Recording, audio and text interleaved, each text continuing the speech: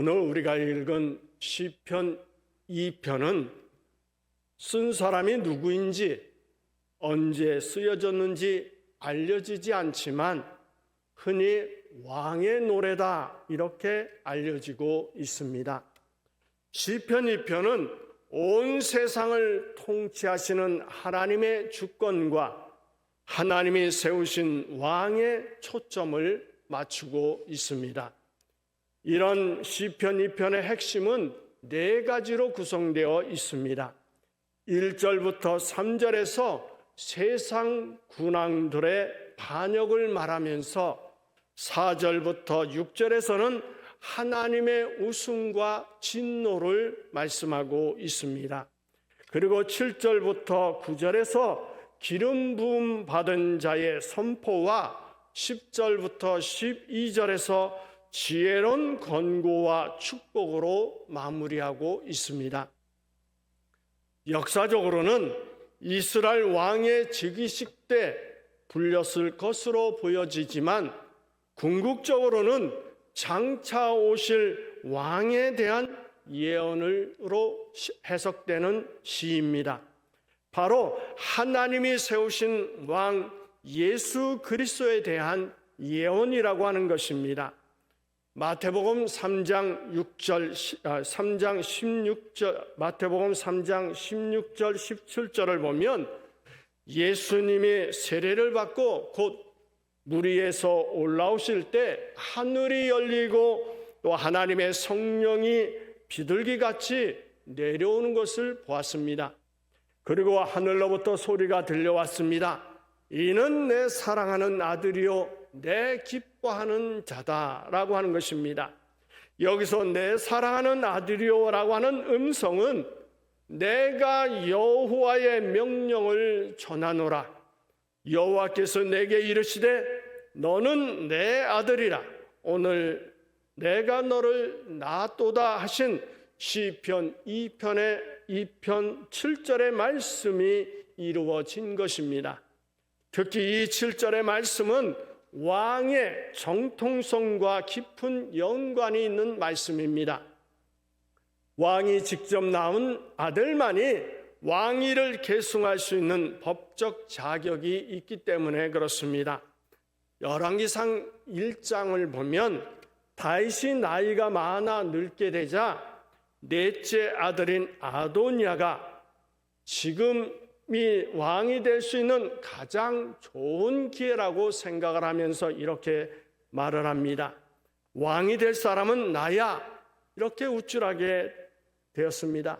그래서 자신을 위해 전투 수레와 또한 기마병뿐만 아니라 자기 앞에 달리는 호위병 50명도 마련해 두었습니다. 그리고 요압과 제사장 아비아달과 모의하여서 유다와 베냐민 사이에 있는 소헬렛이라고 하는 곳에서 양과 소와 살찐 송아지를 잡고 여러 왕자들과 유다 사람들, 다시 말하면 임금의 신하들을 초대했습니다. 자기가 왕이 되기 위한 파티를 한 것입니다. 그러나 그는 아버지로부터 왕권을 물려받지 못했습니다. 왜 그랬을까요? 똑같은 왕이지만 솔로몬은 아버지로부터 왕위를 계승했지만 이 아도니아는 스스로 왕이 되려고 하다가 참변을 당합니다. 결국 반역자가 되어서 솔로몬에 의해서 죽임을 당하고 그와 동조한 모든 무리도 결국 제거를 당했습니다. 이렇게 왕은 정통성이 중요한 것입니다. 아버지로부터 왕위를 계승받지 못하면 역적이 되고 맙니다. 그런데 우리가 예수님은 창조주 하나님으로부터 왕권을 위임받았다라고 하는 사실을 알고 있습니다. 예수님이 바로 하나님이 세우신 왕이라고 하는 사실입니다. 이렇게 하나님이 세우신 왕을 거역하는 일은 어리석은 짓입니다. 로마서 13장 1절에 바울은 이렇게 말을 합니다. 각 사람은 위에 있는 권세들에게 굴복하라. 권세는 하나님께로 나지 않음이 없나니 모든 권세는 다 하나님이 정하신 바다라고 말씀을 합니다. 세상에 어떤 나라라 할지라도 어떤 왕이든 어떤 지도자이든 모든 국민의 절대적 지지를 받는 사람은 없습니다. 언제나 반대 세력이 있기 마련입니다. 물론 왕에게도 문제가 있을 수 있지만 왕을 바라보는 국민에게도 문제가 있을 수도 있습니다. 많은 사람들 가운데는 자신이 바라고 원하는 사람이 왕이 되면 그 사람의 정책을 따르고 존경하지만 자신이 원하지 않는 왕이 세워지고 왕이 되면 사사건건 반대하고 비판하는 경우가 있습니다. 이것이 옳은 일일까요? 사실 성경적으로 보면 옳지 않습니다. 우리가 만약 모든 권세는 다 하나님이 정하신 바라고 하는 것을 믿는다면 우리에게 유리한 정책을 펼칠 때 찬성하고 따르며 또한 우리에게 불리한 정책을 펼칠 때도 거역하거나 대항하는 행동은 하지 않을 것입니다. 사실 곰곰이 생각을 해보면 어떤 정책을 펴든지 모든 사람에게 환영받는 정책은 없습니다. 만약 빚으로 허덕이는 농가의 부채를 탕감해 주었다고 한다면 왜 도시 근로자들의 부채는 탕감해 주지 않느냐라고 하는 언성이 높아질 것입니다. 그렇다고 해서 전 국민의 부채를 다 탕감해서 해주면 만족할까요? 그렇지도 않습니다. 어렵게 빚을 다 갚고 성실하게 살아온 사람들의 언성이 높아질 것입니다. 앞에서 말씀드린 것처럼 시편 2편에서 소개하고 있는 왕은 바로 예수 그리스도입니다. 마태복음 2장 13절에 보면 예수님이 이 땅에 왕으로 오셨을 때 동방으로부터 박사들이 예루살렘에 찾아와 유대인의 왕으로 나신 이가 어디 계십니까? 우리가 동방에서 그의 별을 보고 그에게 경배하러 왔습니다. 이렇게 하니까 헤롯 왕과 온 예루살렘의 사람이 듣고 겁에 질렸다라고 성경은 이야기를 합니다. 그리고 헤롯 왕이 박사들에게 아기를 찾거든 내게 알려줘서 나도 가서 그에게 경배하게 하라고 당부하면서 보냈습니다. 그 사실은 아기 예수를 죽일 계획이었습니다. 여기 시편 기자의 예언이 적중하고 있는 것을 볼 수 있습니다. 그러나 아기 예수를 죽일 수 있었을까요? 아닙니다. 베들레헴에 있는 2살 이하의 아기는 다 죽였지만 예수님은 죽일 수 없었습니다. 하나님이 그냥 버려두지 않았기 때문에 그렇습니다. 왜 그럴까요? 하나님이 정하신 것을 세상의 모든 것이 바꾸려고 하는 것은 어리석은 짓이기 때문에 그렇습니다. 이번에는 요한계시록 19장을 생각해 볼까요? 요한계시록 19장은 어린 양의 혼인잔치와 예수님의 재림 그리고 악의 세력에 대한 최종 승리를 선포하는 장입니다. 그 중에서 11절 이하를 보면 사도 요한은 하늘이 열리면서 만왕의 왕, 영광의 왕께서 백마를 타고 오시는 것을 보았습니다. 그러면서 14절에서 하늘에 있는 군대들이 희고 깨끗한 새 마포를 입고 백마를 타고 그를 따르더라라고 하고 있습니다. 그러자 세상을 유혹하던 짐승과 땅의 임금들과 군대들이 모여 그 말탄 자와 그의 군대와 전쟁을 하려고 합니다. 그러나 하나님의 진노가 임합니다. 계시록 19장 19절부터 21절을 보면 예수님을 대적하여 싸우던 짐승이 잡히고 그 앞에서 이적을 행하던 거짓 선지자들도 함께 잡혔습니다. 이 둘은 산채로 유황불 붙는 못에 던져지고 그 나머지는 말탄자 입에서 나오는 검에서 죽었다라고 말씀하고 있습니다. 여러분 분명히 기억하시길 바랍니다. 하나님이 세우신 왕을 거역하는 일은 어리석은 짓이라고 하는 것입니다.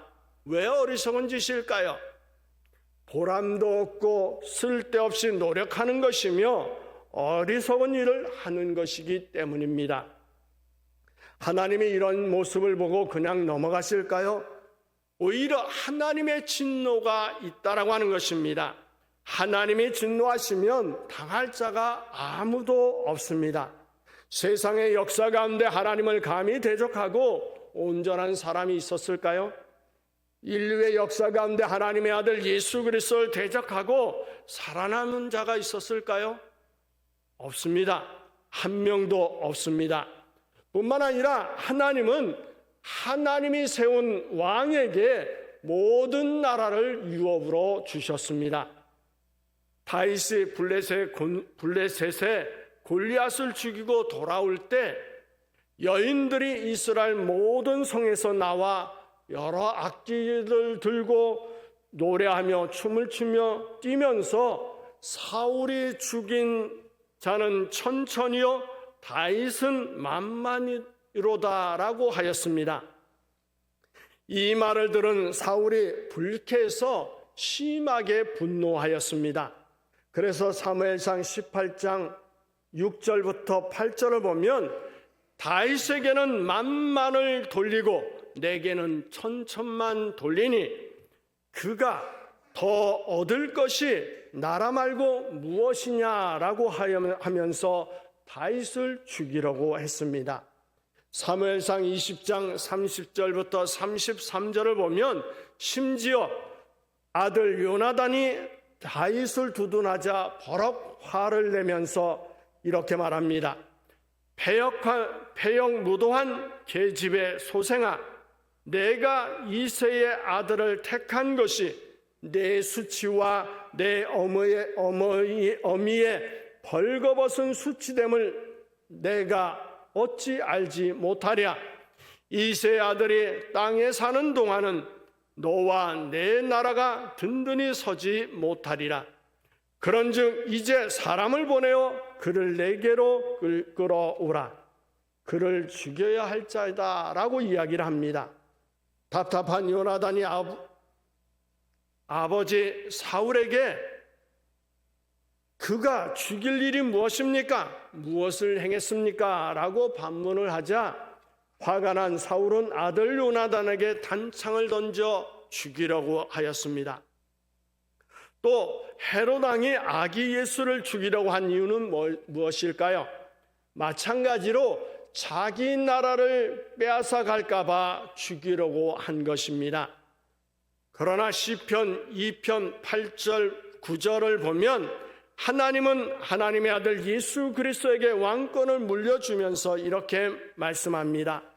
내게 구하라. 내가 이방 나라를 내 유업으로 주리니 내 소유가 땅끝까지 이르리로다.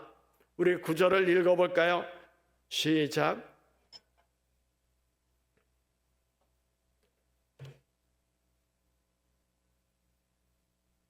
그렇습니다. 하나님은 예수님에게 모든 나라를 유업으로 주셨습니다. 온 세계를 다스릴 수 있는 권세를 주셨다는 말입니다. 시편 24편 1절 2절은 노래합니다. 땅과 거기 충만한 것과 세계와 그 중에 거하는 자가 다 하나님의 것이다. 하나님께서 그 터를 바다 위에 세우시며 강들 위에 건설하셨도다라고 말씀하고 있습니다. 이렇게 온 세계를 지으시고 다스리시는 하나님이 온 세계를 예수님께 맡기셨다라고 하는 말씀입니다. 그래서 마태복음 28장 18절부터 20절을 보면 예수님은 제자들에게 말씀하십니다.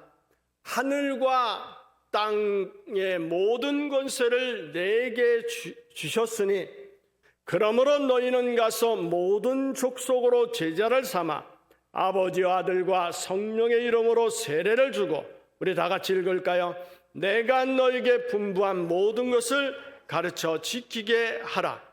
볼지어다 내가 세상 끝날까지 너희와 항상 함께 있으리라. 이렇게 예수님이 말씀하셨습니다. 그리고 또 약속하십니다.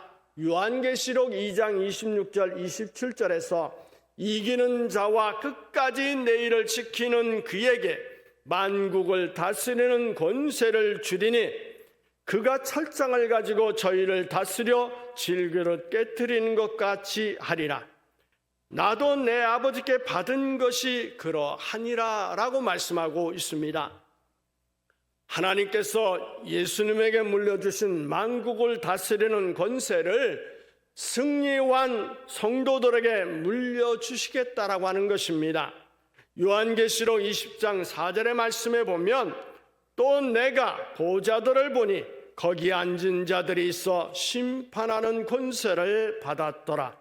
또 내가 보니 예수의 증거와 하나님의 말씀을 인하여 목배임을 받은 자의 영혼들과 또 짐승과 그의 우상에게 경배하지도 아니하고 이마와 손에 그의 표를 받지도 아니한 자들이 살아서 그리스도로 더불어 1000년 동안 왕노릇하니 이는 첫째 부활이라. 이렇게 말씀을 합니다. 예수님의 약속이 먼 훗날에 이루어질 것을 사도 요한은 환상을 통해서 미리 본 것입니다. 여러분 기억하시길 바랍니다. 예수님은 세상을 통치하시기에 이 땅에 오셨고 부활 승천하셔서 하나님의 나라에 올라가셨다 다시 오실 것입니다. 그리고 그때까지 믿음을 지키고 승리하는 성도들에게는 예수님과 함께 만국을 다스리는 권세를 주실 것입니다. 그러므로 하나님을 경외함으로 섬기며 하나님이 세우신 왕 그의 아들 예수 그리스도를 우리는 섬겨야 합니다. 오늘 시편 2편 10절부터 12절의 말씀을 함께 읽어볼까요? 그런즉 군왕들아 너희는 지혜를 얻으며 세상의 재판관들에 너희는 교훈을 받을지어다. 여호와를 경외함으로 섬기며 떨며 즐거워할지어다.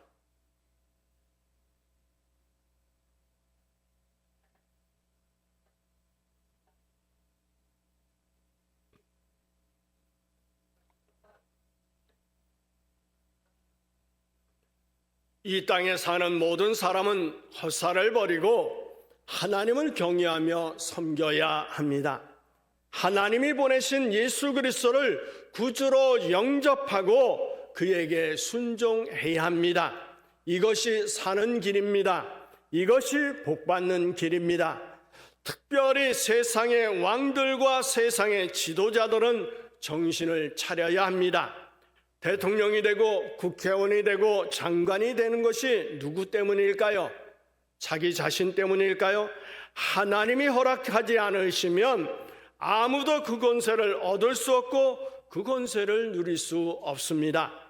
권세에 앉아 허세를 부리라고 준 것이 아닙니다. 역대상 29장 10절부터 12절에 다윗의 기도를 한번 우리 볼까요? 다윗이 온 회중 앞에서 여호와를 송축하여 이르되 우리 조상 이스라엘 하나님 여호와여 주는 영원부터 영원까지 송축을 받으시옵소서.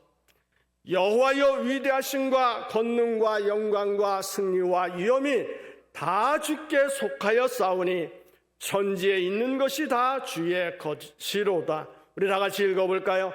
여호와여 주권도 주께 속하여 싸우니 주는 높으사 만물의 머리이십니다. 부와 기가 주께로 말미암고 또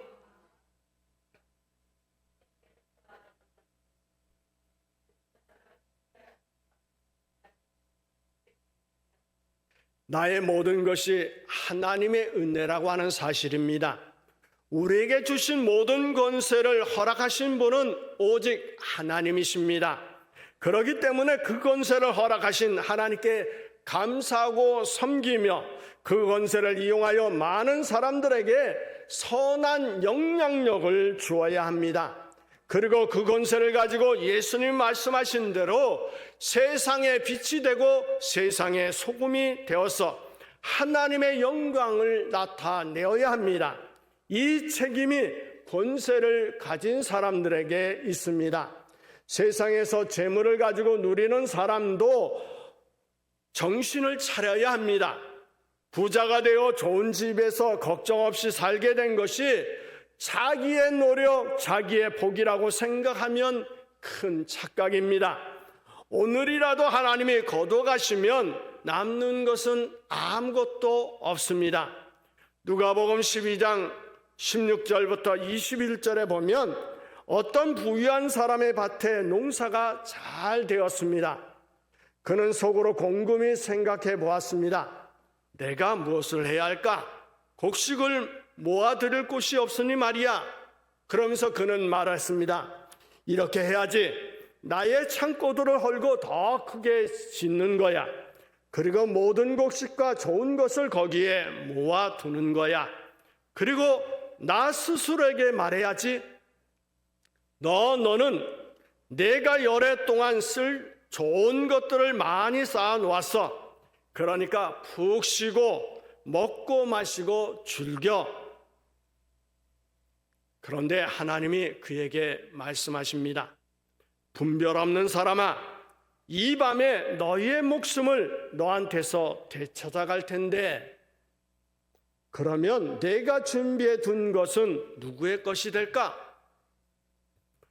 자기를 위해서 보물을 쌓아 두지만 하나님을 향하여는 부유하지 못한 사람이 이와 같다라고 누가복음은 말씀하고 있습니다.